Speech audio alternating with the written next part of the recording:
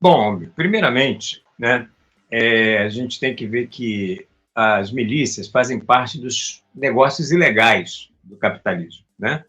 O capitalismo tem os seus negócios legalizados, né, por dentro das instituições financeiras, comerciais e tal, e tem os seus negócios ilegais, né, como o narcotráfico, como o jogo de bicho, e a milícia é parte disso.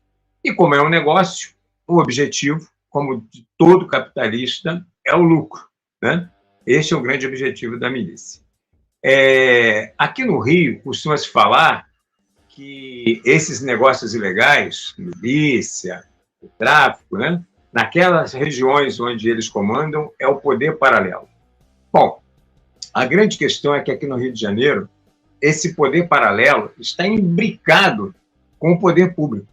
Porque, na verdade, na formação das milícias estão policiais, civis e militares, aposentados e da ativa, bombeiros da ativa e aposentados, funcionários da Justiça, funcionários do Legislativo, funcionários do Executivo e, inclusive, representantes, né, no Executivo e no Poder Legislativo dessas milícias. Então, existe aí uma simbiose entre o que seria o poder paralelo e o que seria o poder oficial, o poder público, né? E as milícias se alimentam muito disso em relação ao poder público, ou da sua omissão ou da sua conivência. Para responder à questão das origens da milícia, nós podemos pegar do ponto de vista de duas dimensões: a dimensão social e a dimensão histórica. Do ponto de vista da dimensão social, a origem está no descaso do poder público, né, com a classe trabalhadora, principalmente nos lugares mais periféricos, né, nas favelas e nas periferias. Na ausência do poder público em questões essenciais, como, por exemplo, o transporte público, na crise de moradia, né, na coleta regular de lixos e outros serviços que o poder público falha em relação à população trabalhadora mais carente, mais despossuída.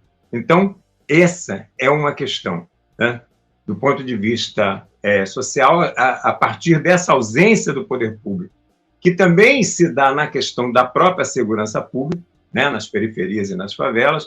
Aí entra, né, as chamadas milícias e ocupando, né, essas coisas com o poder público. Então, através de vans, através da construção de moradias irregulares, através, né, com seus tentáculos dentro do poder público, cadastrando, inclusive, moradores em relação aos programas oficiais como Minha Casa e Minha Vida, muitas vezes controlados pela milícia, quem vai passar na frente, quem não vai, tá entendendo? E aí eles acabam ocupando a questão de os serviços como venda de gás, a questão de atendimento de internet, ou seja, uma série de questões que seria o poder público a estar presente, quando está ausente, a milícia acaba se fazendo presente, fornecendo esse conjunto de serviços a que eu me referi, tanto com a omissão, por um lado, e com a conivência do poder público, conforme eu já coloquei.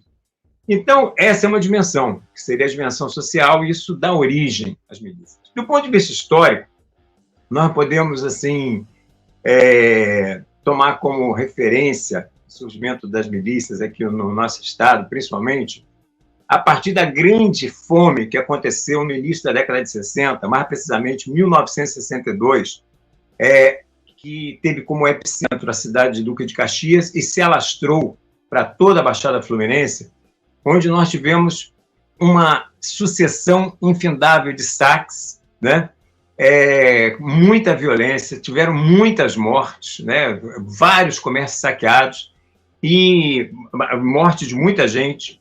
E, a partir daí, né, existem pesquisas que mostram que vários comércios não conseguiram se levantar mais depois desses grandes saques, e os comerciantes que conseguiram se reerguer se juntaram para financiar grupos de paramilitares, né, para fazer a segurança do comércio, a partir daí, para que esses fatos que ocorreram durante esses saques provenientes da Grande Fome de 1962, né, não se repetissem. E aí, ao longo da década de 60, surgiram os grupos de extermínio da Baixada Fluminense, formado em grande parte por policiais. O mais notório deles era a Escuderia Lecoq, que era formada por policiais civis e militares, e se notabilizou como seu principal representante um policial chamado Mariel Marisco, né? Que é um grupo que se contabiliza mais de 1.000 mortes só desse grupo. E era formado por policiais da ativa, como era o caso do Mariel Marisco, que eu acabei de citar aqui, e aposentados. Ou seja, exatamente como é hoje o que acontece nas milícias. Com essa terminologia de agora, nós podemos dizer que essas milícias, né, é uma reciclagem, né, porque é o mesmo modus operandi, inclusive, né, a utilização de policiais da ativa, aposentados, grupos de extermínio. Bom, o que acontece? Essas milícias que nós estamos tratando agora aqui, elas começam a ter esse perfil,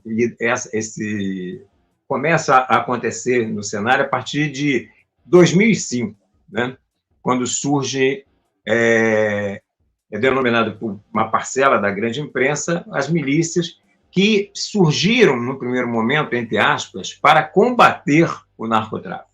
Inclusive, alguns políticos, né, se notabilizaram por apoiar as milícias. Um deles é o César Maia, né, que dizia que milícias eram um mal menor em relação ao tráfico. Ou seja, era um ato confesso do poder público em relação à sua impotência, em relação à questão de políticas de segurança, e, portanto, a milícia podia muito bem cumprir esse papel.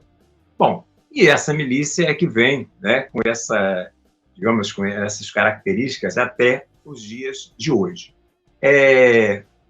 Na verdade, né, como eu já coloquei, ela navega na ausência do poder público, ela tem a conivência do poder público e opera.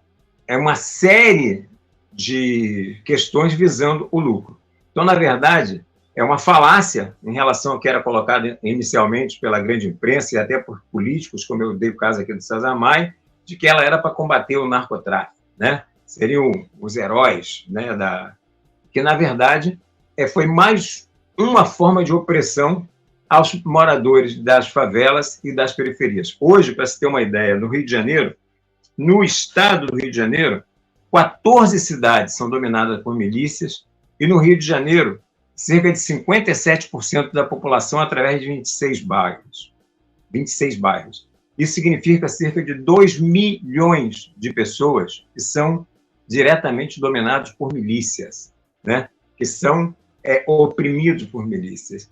E isso se dá não só nas questões que eu coloquei, né, nos negócios de internet clandestina, venda de gás, vans, mototaxistas, distribuição de lixo ilegal, extração e comercialização de areia. São uma série de negócios, né? Todos eles visando o lucro. E tem uma questão, né, que essas 2 milhões de pessoas que estão subordinadas, submetidas, né, a essas milícias, na verdade, sofrem a opressão dessas milícias que, no primeiro momento, foram supostamente formadas para combater o tráfico e que depois passou a se aliar, né, ao tráfico, no primeiro momento, especificamente ao Terceiro Comando Puro, ou antigo Terceiro Comando da Capital, Terceiro Comando Puro, que seja, né? E agora, mais recentemente, e era um inimiga figadal do Comando Vermelho, você tinha, muitas vezes, embate, né? Disputa de território entre as milícias e o Comando Vermelho, e, coincidentemente, quando eu falo com o apoio, né, do poder público, as operações da PM, principalmente, né, nas favelas e periferias, são em áreas onde estão o Comando Vermelho. Muitas vezes para enfraquecer o comando, para tentar facilitar a entrada de milícias. E agora, mais recentemente, nós tivemos o caso aí de alianças da milícia com o próprio Comando Vermelho, né?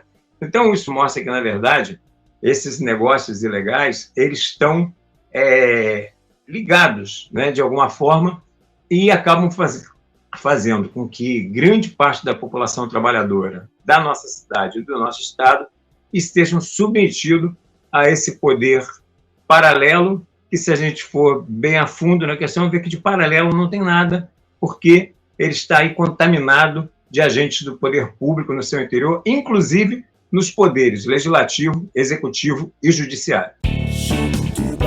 Economia é fácil. A informação traduzida para a sua linguagem. Com Almir Cesar Filho.